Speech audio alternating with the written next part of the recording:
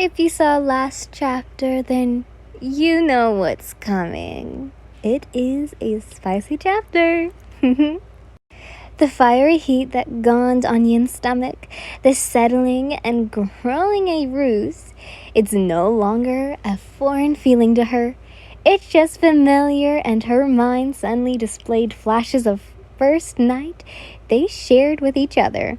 She was reminded of it the moment her husband kissed her, and almost cliché yet bizarre moment under the lighting lights of the fireworks.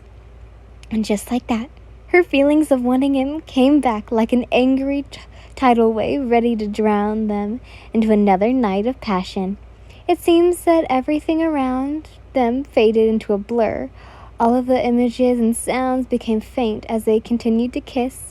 Yin poured much yearning as she kissed him back, prompting Bakugou to deliver the same amount of passion in their lip locking.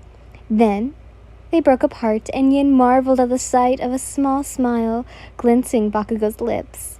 She's no captive that she's allowed him to lead her towards whatever direction they took off into.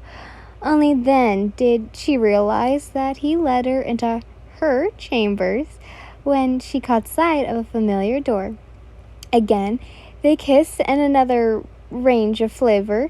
Bakugou had her pinned to the door, his hands desperately exploring her exposed skin until they came to tug on her dress, wanting to undress her right there and then. However, Yin was reaching behind the door, and they stumbled inside, laughing as they nearly toppled on the floor, causing Bakugou to remove his lips from hers. Still grinning, Bakugou kicked the door closed and reached out to lock it. She then let him rest his forehead on hers as they continued to smile. The moment was cut short when Yin intimated the kiss this time. She offered a soft and lingering kiss, which soon turned passionate as Bakugou started to lead her towards her bed. She felt the soft mattress on her back as Bakugou slowly laid her down, his mouth leaving kisses on her jaw and neck.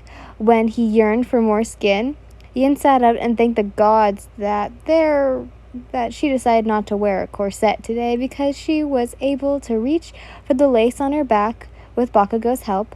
Although messy, they managed to unlace her dress and let it drop to the floor. She reckoned that because of this is not the first time has seen her naked, and then he wouldn't mind at all.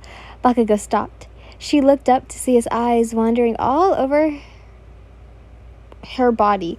The gloss in his eyes reflected not only lust, but some kind of admiration. He breathed out, "You're so fucking beautiful." He leaned and started to leave hot trails of kisses from her neck to her jaw and to her ears. His kisses soon directed south. He left soft kisses on the valley of her breasts, and she moaned when he lapped his tongue on one of her, Yin's hands gripped on the blonde's locks as he kept kissing her body, going further down. "Katsuki," she sighed, and he gently pushed her down on the laying position again with one of his hands while the other gripped her thigh. I almost said tight. He was going dangerously close to where she needed him. "What are you doing?" Yin was cut off with another sigh as his mouth breathed over her, And then she was a moaning mess when Bakugou used his tongue to pleasure her. Yin's hips started to grind on his face as he continued to, Her hands came to the sides of her face, gripping the sheets, while the other one gripped her on his hair tightly. "Katsuki." She kept moaning his name until his mouth left her, Only his fingers replaced it. Bakugou inserted 2 fingers inside her and started to pump in and out. Unfortunately, Yin brought her free hand to her mouth so she could bite on it. Bakugou rose from his position to lean on her body so he could remove her hand and kiss her while he left his fingers to work where. Yin could taste herself as he kissed him. His fingers started to work faster, and she could now feel the knot in her stomach tighten. Her hands now wrapped around his neck as he held onto her held on to him for dear life. "Go on. Do it for me," he whispered, and Yin did. She cummed and quivered under him. Her moans fell desperately into his ear. Bakugou removed his now drenched fingers from the inside of her and looked at her right in the eyes as he brought his fingers in his mouth to taste her. That only seemed to drive Yin as she started to rip his clothes off of him. "You know, it's your turn now." Bakugou willingly cooperated, and when the two of them are now naked, he settled her on the center of the bed. He pulled her into a deep and long kiss before he positioned himself, you know where. When he suddenly raised his hips to brush, on, he groaned against her lips and broke the kiss. Yin whined at him, and he finally entered her. Bakugou groaned once again as he buried his face in her neck and started to leave hickeys there.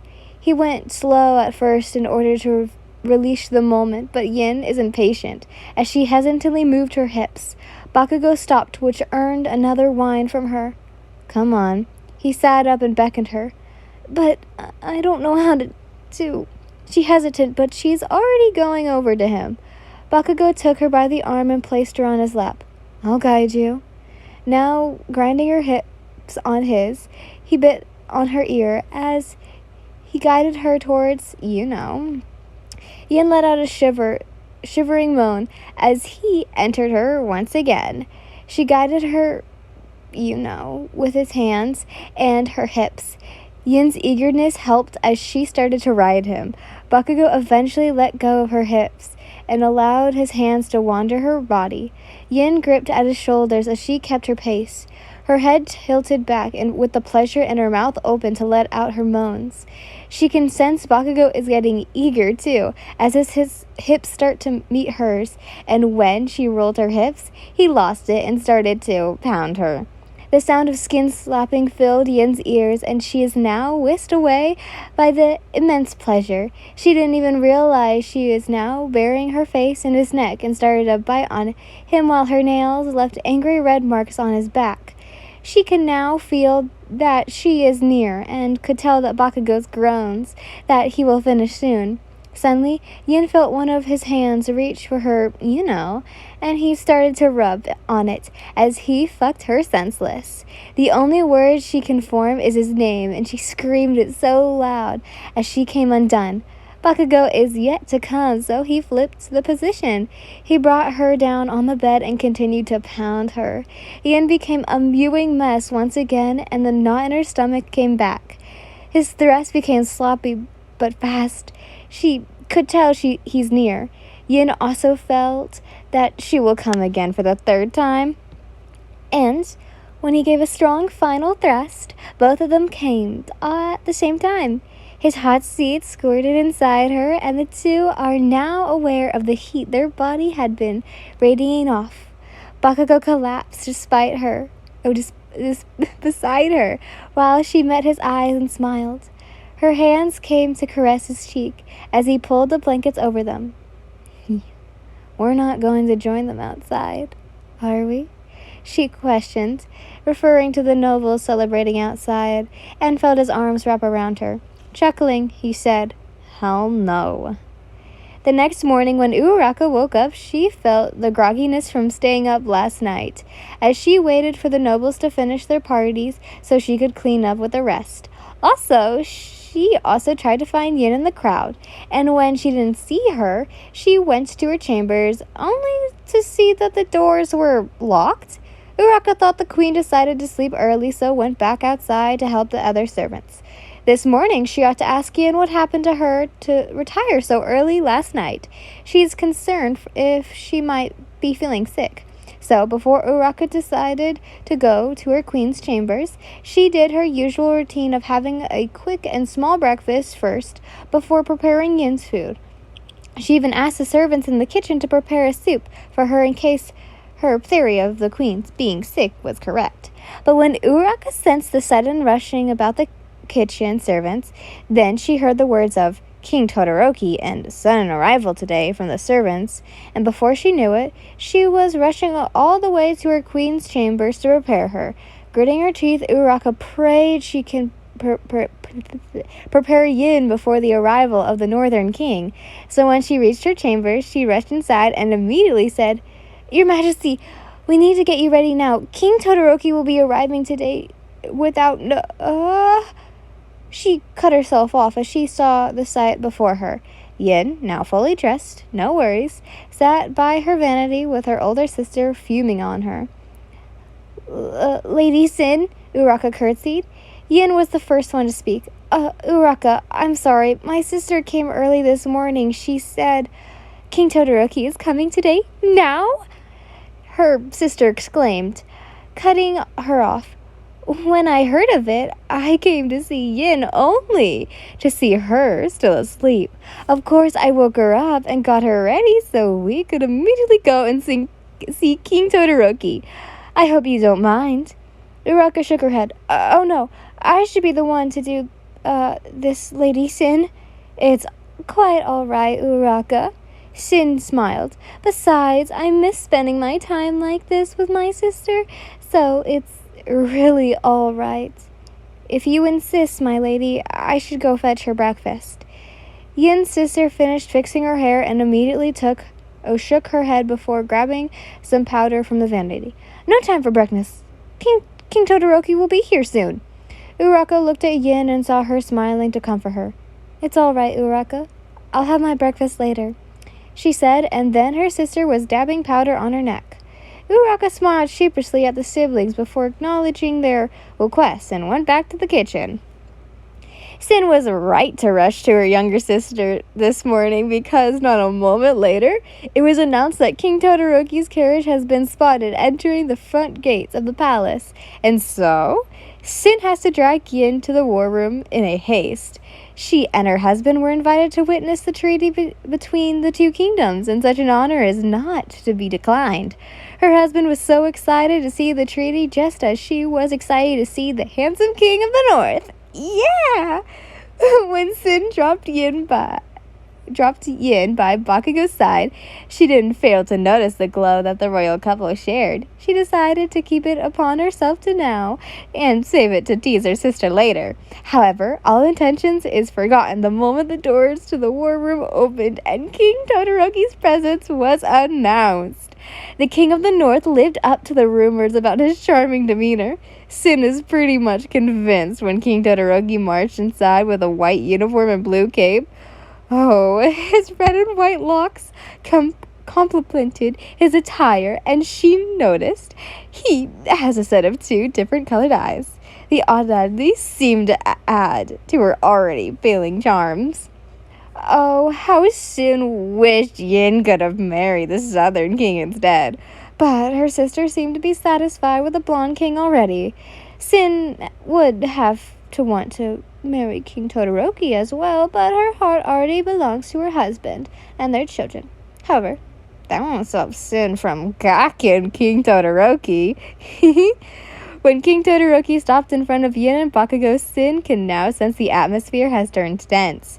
The Northern King followed the formalities, announcing his terms in the treaty and mentioned about the agreement they shared.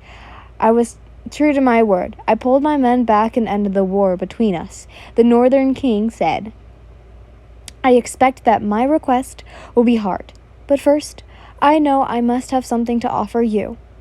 But Yin's husband paused. And what is that?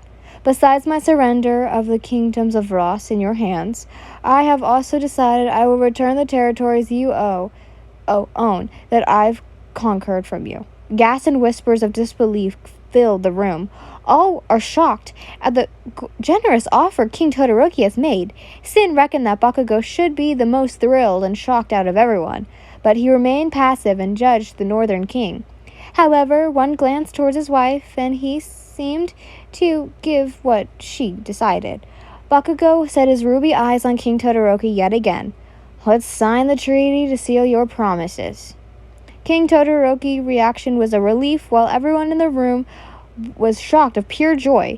They all smiled from one ear to another as they anticipated the treaty. The Northern King's scholar stepped up to present the parchment that entitled the terms and conditions of the treaty. No one interrupted, as everyone seemed to hold their breath while the two kings held a quill in their hands and swiped it over the parchment. This time it was Bakugou's scholar who lifted the paper there. And there, everyone saw there were indeed two signatures of the king. The treaty between the kingdom of Igneous and Glacia has been signed, and is now in effort. Bliss, pure bliss. If Yin had to decide her day and the day before, she would describe it as such. Everything seemed to be going well, and not to mention, her chest has been experiencing fireworks and butterflies all together. And yet again, Yin drowned herself in pure bliss as she danced with her friends. As soon as the treaty between the two kingdoms were signed and night fell, a feast was held. This time it was inflicted by Bakugou. While she danced, her husband and King Todoroki sat at a high table at the center of the room. Of course, Yin already knew that Bakugou is not the type to join on in the dance floor, so she let herself get lost in the crowd while ignoring the gaze of her husband has set upon her. Everyone danced with everyone. Even the servants joined in on the fun, as everyone is too happy to care for any ranks. That, of course, made Yin take every advantage to dance with Uraraka. They only stopped when Midoriya whisked Uraraka away. Yin decided she needs to rest her feet as well, so she went to the side to get a drink and almost choked on it when Kaminari and Zero danced with each other. The former spun the letter in the dramatic way. "It's a marvelous evening, Your Majesty." Upon hearing a deep voice, Yin immediately put her cup down on the nearest table and turned to see the famed knight, All Might, towering over her. Former knight, it seemed. He would have been immediately by such a large man looming over her, if not for the shining grin that All Might plastered on his face. The smile seems to assure everyone, and Yin is just over the moon because the former knight spoke to her.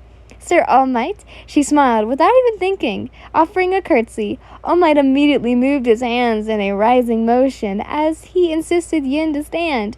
"Your Majesty, please rise. I should be the one on the ground." Yin bashful slightly herself and laughed nervously. "I'm so sorry, sir. It's just," she let out a breath, "I'm just so overjoyed that you spoke with me.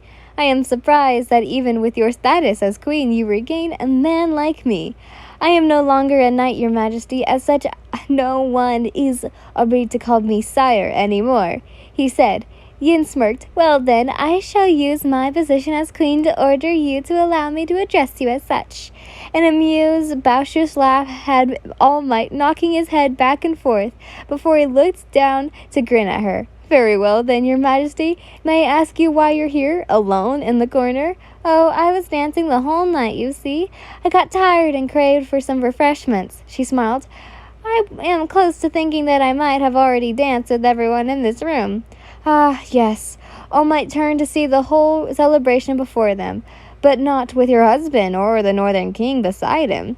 "I understand that my husband is not the one for dancing, sire. That may count as an explanation, and as for King Todoroki, well, I don't think he's into it as well. Both of them are so stoic." "But did you know young Bakugou was taught how to dance when he was little?" "Oh, well, of course, I had to expect he was taught it. He was groomed to be a king after all. It's just a shame that he didn't get to put his dancing lessons into good use." All Might chuckled. "That boy always did love fighting since he was a child. Not the dancing nor the talking." Yin could only smile and say nothing as All Might gaze fell upon her husband. She stared at the tenderness, and a little hint of nostalgic lingers in the dark of his eyes, as if recounting the moments when he used to serve the late Queen Mitsuki, and also ashamed that All Might quit his position when Queen Mitsuki died. Though Yin didn't judge. There must be more to it, a reason for him to quit his noble position. "I didn't think that I could get to see this sight," All Might whispered enough to Yin to bear. "The son of Queen Mitsuki and the son of King Enji sitting together in the same table with peace binding the two." Her head tilted as she asked, "Does no one really expect for them to come to terms with each other?" An intake of breath raised All Might's chest, and he exhales before speaking. "From what I've known, these two are stubborn, young Bakugou being the most oblivious to that, but I can see why he agreed to it. Maybe you softened his heart, your majesty?" Yin's cheeks felt hot as he spoke his last sentence. Then the former knight continued to speak. "As for young Todoroki, he may look calm and disoriented, but he is very ambitious. Both of them are so stubborn and ambitious. So that brings me to the question why young Todoroki suddenly decided to surrender everything he has worked so hard for." That question fell deep onto Yin's mind, awakening the doubt that has been plastered but forgotten. She is once again finding King Todoroki's stubbornness, surrender so very odd. It positions a lot of questions in Yin's mind that she was beginning to space out, if not for All Might's loud voice bringing her back to reality. I am so sorry for spoiling the cheerful mood, your majesty. I believe it is time for me to go and enjoy the feast while it lasts." Yin could only nod as she watched All Might walk away from her. She scorches her glass from the table away again and drowns it contains before exhaling. Once again, the lively mood and the festival washed away all of Yin's doubts, and she started to make her way towards her husband. Although the dancing crowd crossed her mind. "Enjoying yourself?" Bakugou smirked at her as he basked in the glow she revealed from dancing so much. "Very much," she smiled, "and I would enjoy myself much more if you would dance with me." The fast and loud music suddenly stopped, causing the people to halt in order to acknowledge each other's dancing. Then, a slow music started to play. "No, I don't want to." He refused, but still kept his smirk as he slipped his wine. "Just one dance, please." Yin looked at him expectantly and stepped forward to grab his hand. "Just one, I promise." "I don't know how to." "Oh, but you do. You've learned it." Yin stared down at her husband with pleading eyes, hoping to crack his ice and surrender at her request. It felt like forever as he stared at her before he placed his glass on the table and got up without a word. And then he was standing in front of her, smiling. Yin led her husband to the center where other nobles danced with the slow music. Her hands found their ways to his shoulders, while he wrapped his arms around her waist. And just like that, the two lost themselves as they swayed with the music. The tenderness almost loomed Yin into a dreamy haze, and she rested her head on his chin. Under his chin, while his chin rested upon the crown of her head. And they stayed like that, until the music ended.